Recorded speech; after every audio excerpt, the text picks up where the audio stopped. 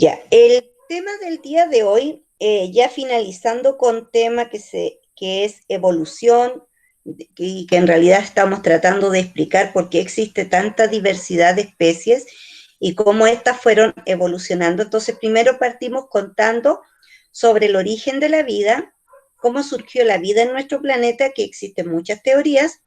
Después empezamos a hablar sobre las teorías que explican la evolución de los seres vivos y después hablamos de las evidencias que respaldan esas teorías, ¿no es cierto?, en donde hablamos de las evidencias científicas como la paleontología, la biogeografía, hablamos de la biología molecular, la bioquímica, la embriología, la geografía, ¿no es cierto?, cuando habla del desplazamiento de los continentes y por qué se distribuían en distintos continentes estas especies, y después hablamos de las eras geológicas, ¿no es cierto?, y se pudo construir la historia de la Tierra gracias a los aportes realizados por la geología, la ciencia de la geología, para ver cuántos años tiene este planeta, y con todas las evidencias científicas pudieron organizarnos en qué secuencia surgieron estas vidas, ¿ya?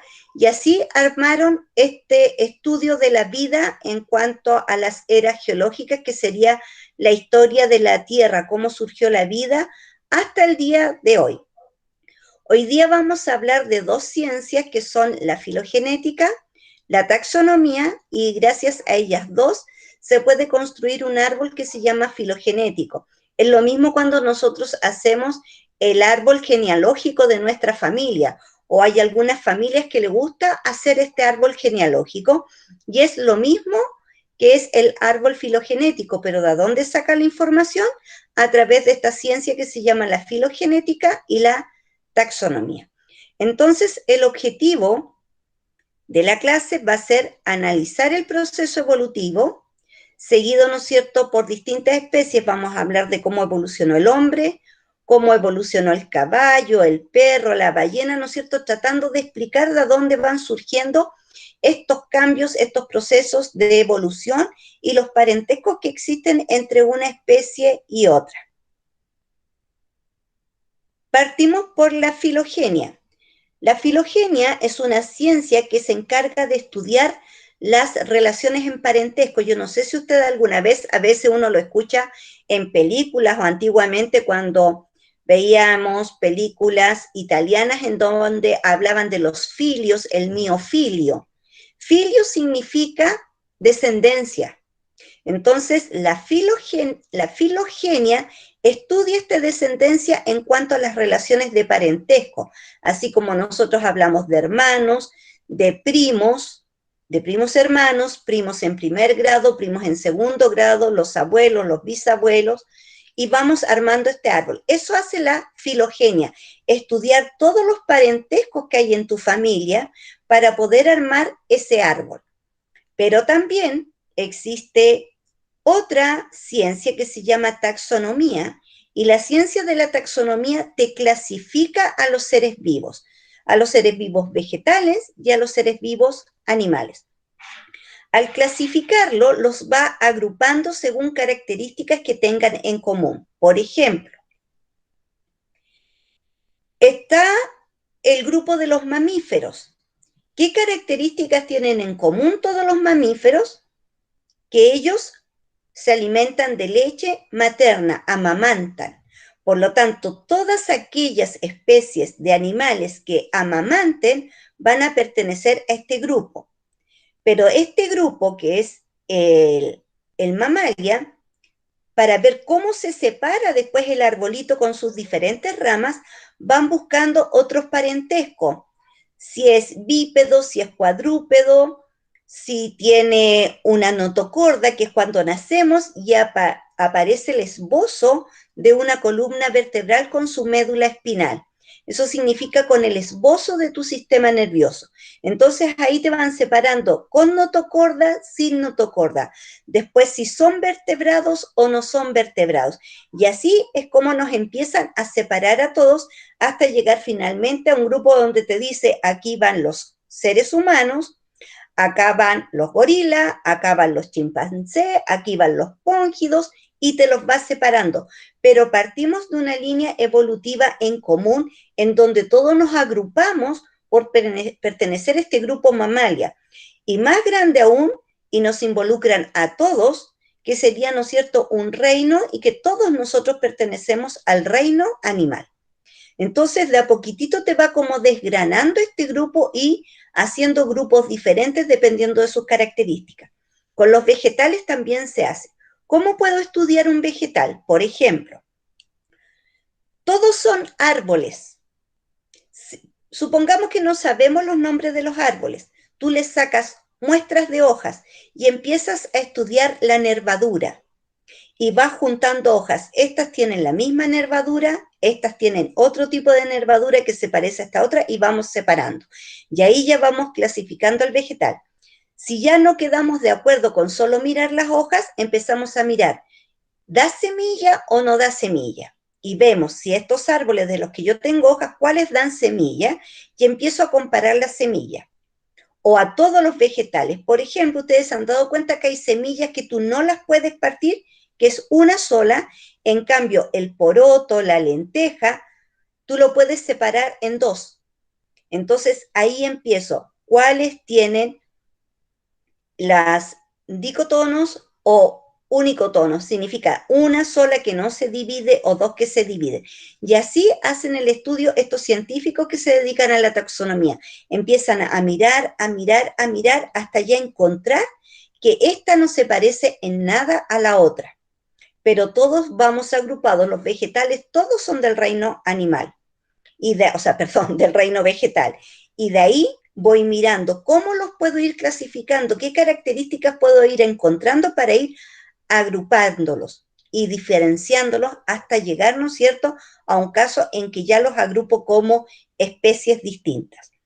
¿Se entiende lo que hace la taxonomía y la filogenia? Sí, profe. ¿Sí? Ya. Entonces la filogenia, acordarse del filio, parentesco. Taxonomía, clasificación. Ya voy clasificando, voy dando categorías. Así se empezó a estudiar. Uy, se me está descargando. Denme un segundito para buscar el cargador. Antes que se apague esta cosa. Ya, ahí estamos. La evolución del caballo. ¿Ya? Aquí está desde el más pequeño que apareció en el Eoceno, después las modificaciones que tuvo hacia el Oligoceno, y vamos mirando dos cosas: tamaño, características que yo voy viendo, y me voy fijando en la patita de los animales. 4 pezuñas, 3 pezuñas, 3 pezuñas, y voy terminando con una pezuña. Miro la dentadura para ir viendo, ¿no es cierto?, el parentesco y cómo fue cambiando al ir evolucionando. Entonces son varios datos que yo voy juntando, ¿no es cierto?, para estudiar la evolución de este caballo, ¿no es cierto?, que ya el más moderno y el que sigue en la actualidad apareció en el Pleistoceno. Entonces, todos estos se pudieron estudiar porque se han encontrado registros fósiles de cada uno de ellos, y por eso se pudo armar esta línea evolutiva. El primero que apareció en el Eoceno y que sería el ancestro común para todos ellos se llama Eohippus. El Eohippus era muy pequeño, apareció hace 50 millones de años atrás. Ya después, pasados unos 22 años, de millones de años, va diferenciándose y ya tenemos un animal de mayor tamaño, en donde ya hubo un cambio en sus patas, ya de 4 pezuñas pasó a 3, la dentadura se mantiene similar aún, y ya cambia de nombre obviamente porque cambiaron sus características y lo llamaron Mesohippus. Si tú te fijas, sigue manteniéndose el hippus, el eo y después el meso. Si miramos la cara o el cuello, Se parecen todavía, pero la diferencia va a estar en el tamaño y en la pezuña. Después solo pasaron 8 millones de años cuando apareció el Meriquipus. El Meriquipus viene del Mioceno hace 20 millones de años atrás. Este ya tiene un cuerpo más robusto, más musculoso, piernas más largas, la pezuña más alargada y va retrayendo las dos de los extremos, porque antes las tres tenían el mismo tamaño y ahora están más retraídas. Y también, ¿no es cierto?, tiene un mayor tamaño. Después, en el Plioceno, esto ocurrió hace 5 millones de años atrás, ya la pezuña cambió completamente y se perdieron las otras dos y quedó una sola. La dentadura es un poco más grande comparada con esta que era más pequeña. Y aquí empezó a crecer y ya tiene raíz la dentadura, y esta tenía muy poquita raíz, ¿ya? Si empezamos a mirar, está mucho más robusto, ya su pezuña cambió completamente, su dentadura se está haciendo más grande. Acá en este, la cola también empieza a tener más pelaje y no solo una cola que recién al final le salía pelaje, sino que ya la cola tiene mucho pelo. Si miramos acá, tiene un cuerpo grande, pero es como un animal de cuerpo grande y todavía patas que están más largas que las primeras, pero se ve como patitas cortas todavía el animal. Y ya hace 1,8 millones de años atrás aparece este caballo, el que conocemos, que se llama Equus, ya mucho más erguido, más musculoso, y si empezamos a ver su dentadura, ya tiene otro tipo de dentadura, ya tiene molares que se van diferenciando, con raíces, ¿no es cierto?, más largas, una pezuña más grande, ¿no es cierto?, para poder afirmarse. Lo musculoso es por la actividad que él hace, que es trotar, ¿no es cierto? Y al trotar, y acuérdense que al principio cuando aparecieron los caballos, hubo que domarlos, domesticarlos, ¿no es cierto?, porque eran caballos salvajes. Entonces, ya en el Pleistoceno del Cenozoico, estamos con este caballo que no ha ido modificando y que hay muchas razas de caballo en la actualidad. Entonces, si vamos mirando qué ocurrió con cada uno de ellos, aquí se encontraron los fósiles donde encontraron cómo eran sus manos y sus pies. Las manos tenían 4 dedos y los pies solo tenían 3 dedos. Un cráneo pequeño, alargado, con ojos hacia el centro y con dientes que eran muy cortos y más tuberculosos, o sea, no tenían mucha raíz. Se llama tuberculoso comparándolo con estos vegetales que son tubérculos. Por lo tanto, estos dientes al principio tenían muy poca raíz. Si comparamos el tamaño con un ser humano,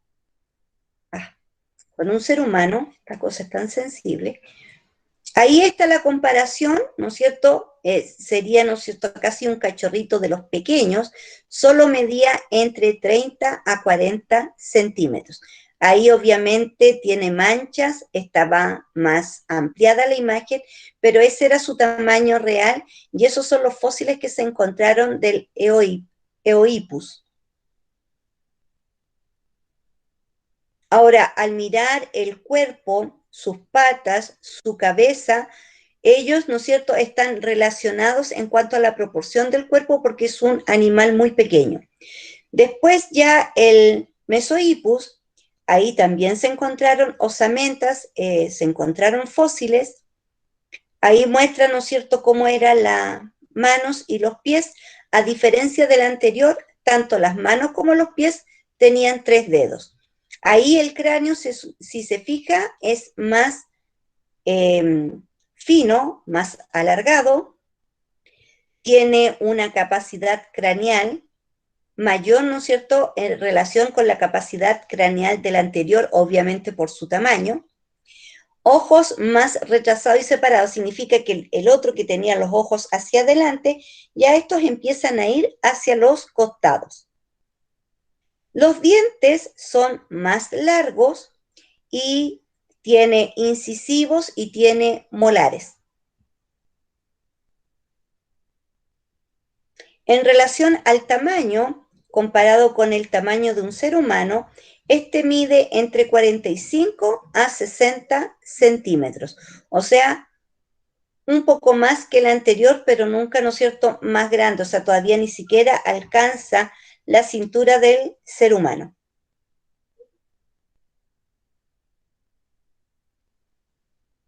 Y aquí viene cómo ellos fueron evolucionando. Me salté esta, no sé por qué se saltó. Tenemos este. También hay, obviamente, si encontramos fósiles del pequeño, del anterior, ya encontramos más registros fósiles de estos que ya tienen 20 millones de años atrás, ya está midiendo más del metro, se ven sus piernas, patas traseras y delanteras mucho más largas, y ahí está mostrando, ¿no es cierto?, que las cuatro patas tienen una sola pezuña y las otras dos se están retrayendo, o sea, están tendiendo a desaparecer. El cráneo ya tiene mayor mandíbula, sus cuencas orbitales son de mayor tamaño, ya los dientes son de mucho mayor tamaño y con una raíz mucho más grande. El cuello también se caracteriza por ir siendo un poco más largo. Y el Pliohippus, que viene de hace 5 millones de años atrás, ya tiene una estatura de 1,3 metros, o sea, 130 centímetros, es más alto que el anterior, y ya aquí se perdió completamente las otras dos pezuñas y quedando con una sola.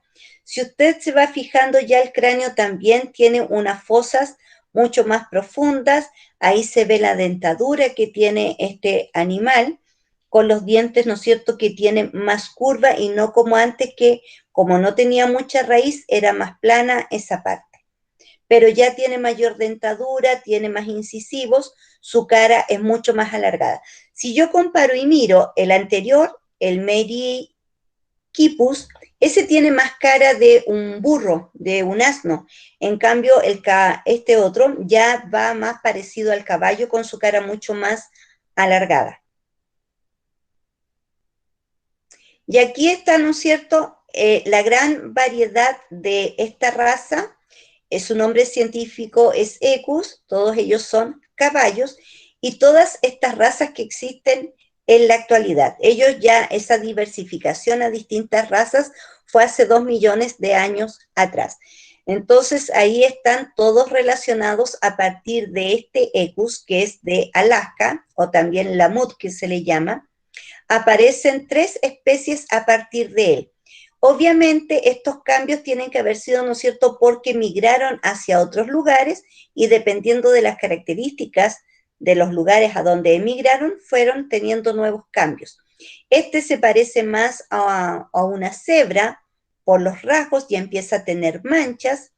De ahí nacen dos grupos que sería el caballo oriental y el Equus stenoides o stenonis, se le conoce con los dos nombres, y aquí ya se diferencian.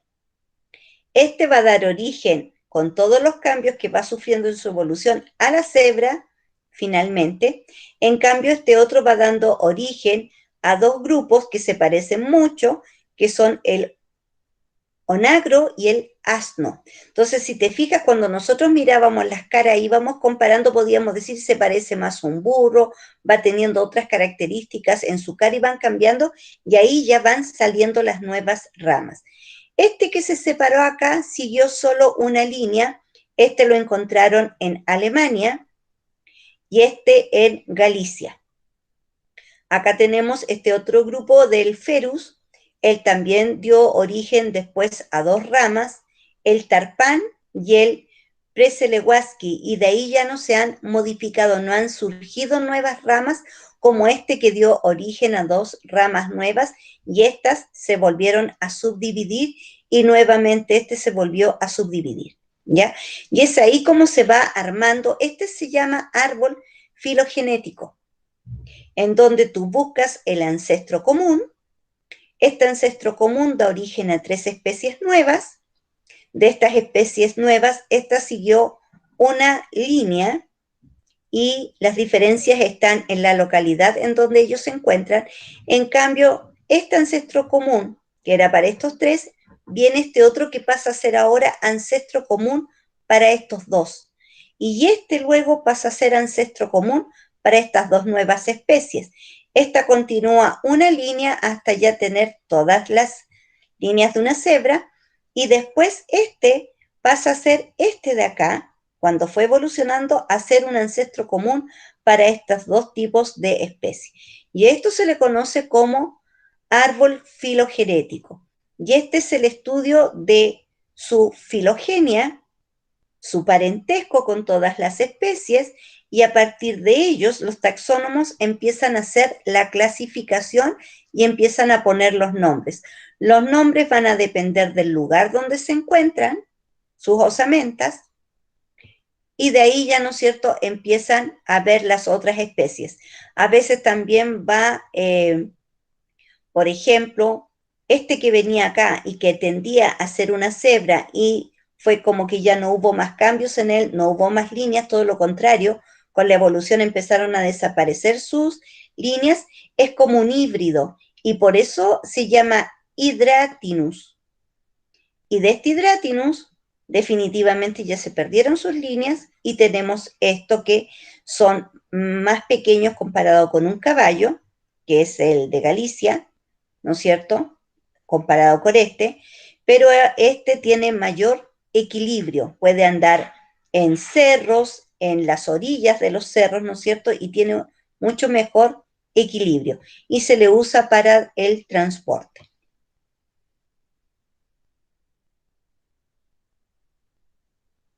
Ahora, las funciones que les da el hombre una vez que de salvaje los dos domésticos, ustedes saben que están los caballos que forman parte de los grupos militares, ¿no es cierto? Incluso los adiestran.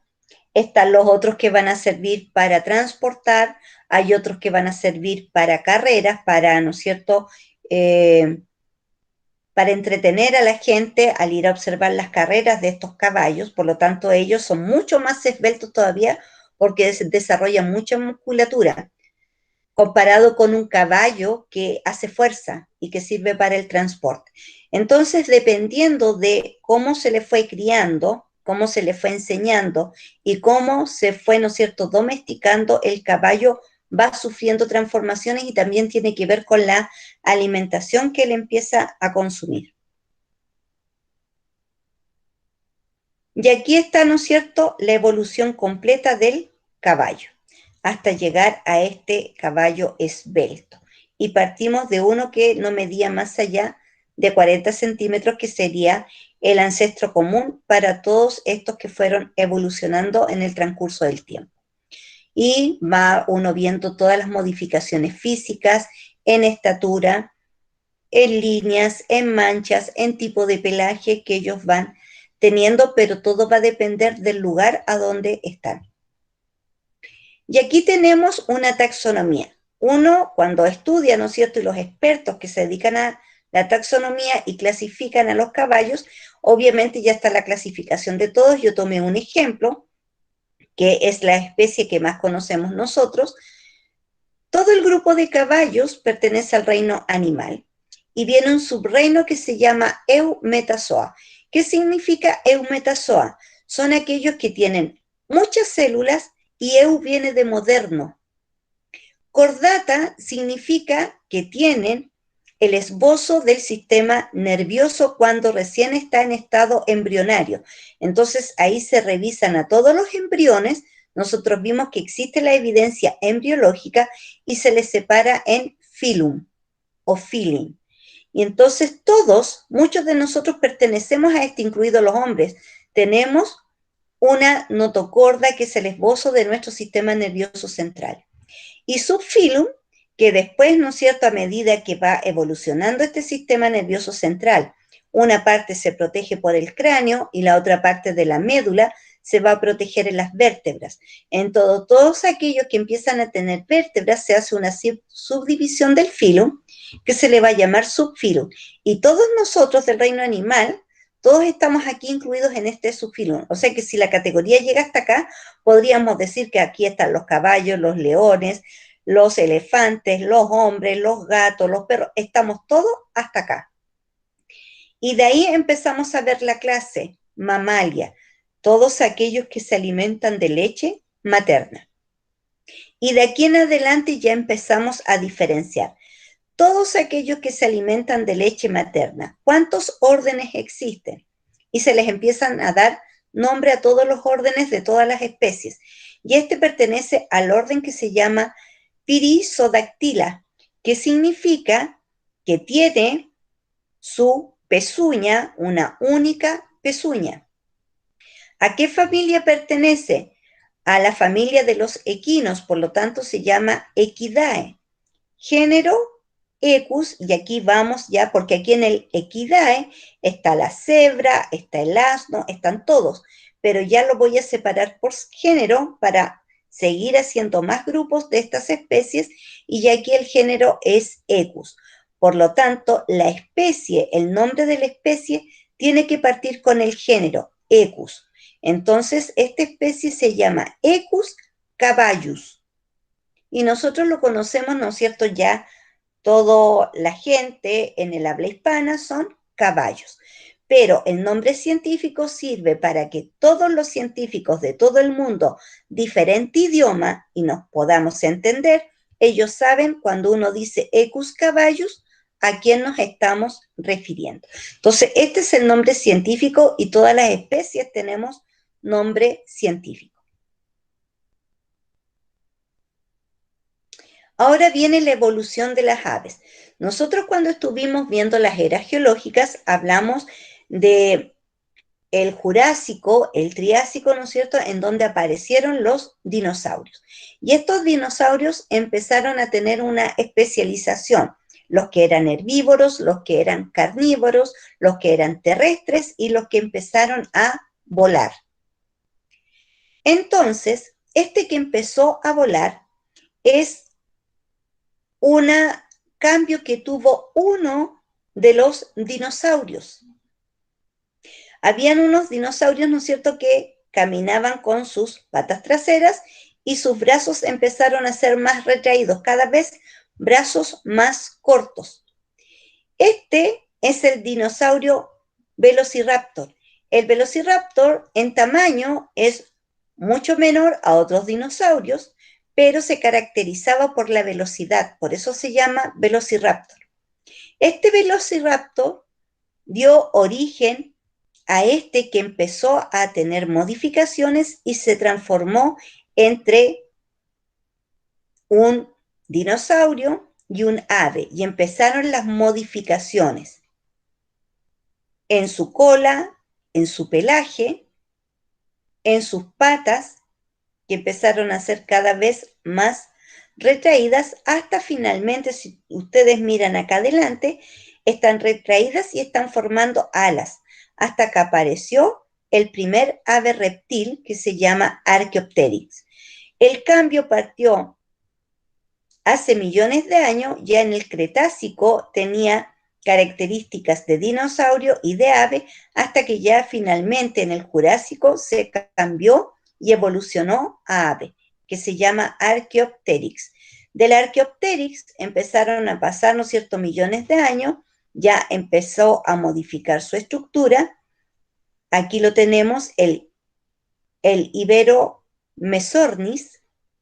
Este Iberomezornis tiene garras, es distinto a la gran variedad de aves, pero se parece mucho, ¿no es cierto?, al águila, al cóndor, por el tipo de garras que ellas tienen y la amplitud de sus alas.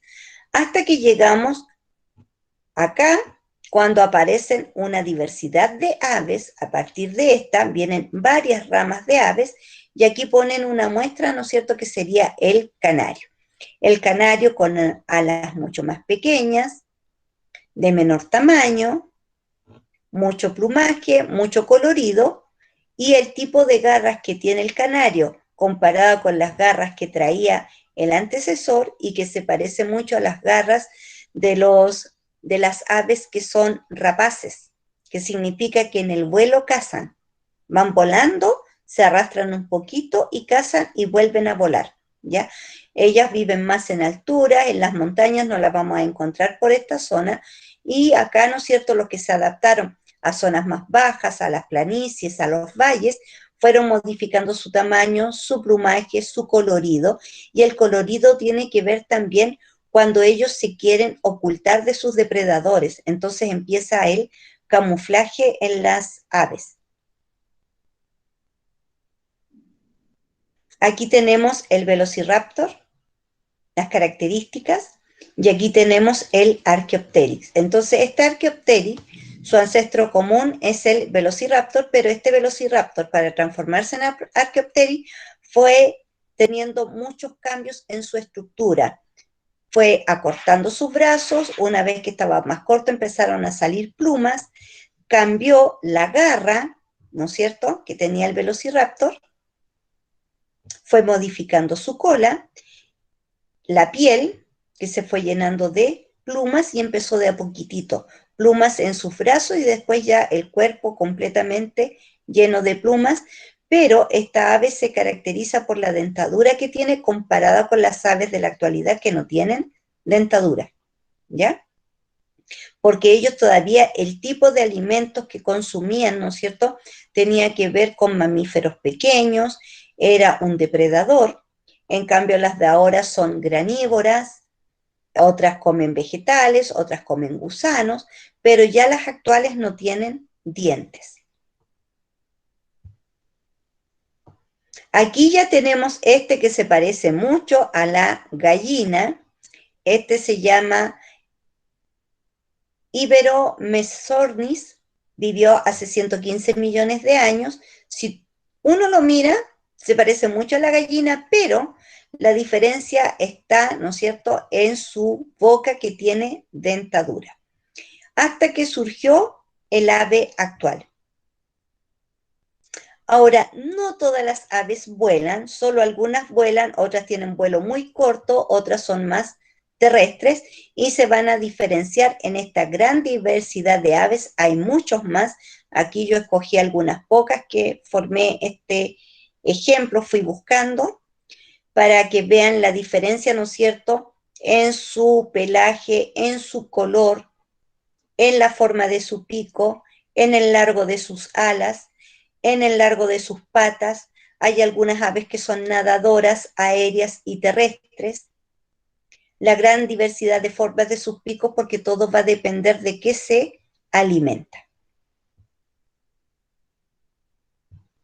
Voy a mirar acá. Ya nos queda todavía tiempo. Y aquí, que yo creo esto todo lo vamos a alcanzar a ver completo, cómo evolucionan las ballenas, vamos a dejar esto, cómo ellas aparecieron, ¿no es cierto?, y quién fue el ancestro en común. Entonces aquí nos está mostrando su árbol filogenético, sus osamentas, existen los registros fósiles, por eso se sabe cuál es su ancestro en común. Vamos a dejar de compartir. Y me vengo acá. Aquí estamos.